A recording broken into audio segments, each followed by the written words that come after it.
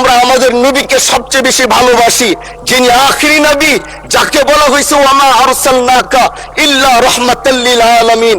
আমরা বারবার দেখছি কিছুদিন পর পর কারা যেন কিভাবে এসে আল্লাহ নবীর শানে কটূক্তি করে, নবীকে নিয়ে অশ্লীল ভাষায় গালিগালাজ করে, নবীর শানে কটূক্তি করে। এই আন্দোলন, এই সংগ্রাম করতে গিয়ে আপনিও মানুষ স্পিকার দেখেছেন, রাস্তাঘাটে আন্দোলন করতে গিয়ে কত মানুষ মৃত্যুবরণ করেছে।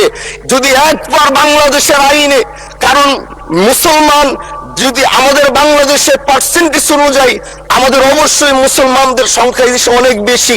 আমরা তো অন্য কিছু চাচ্ছি না।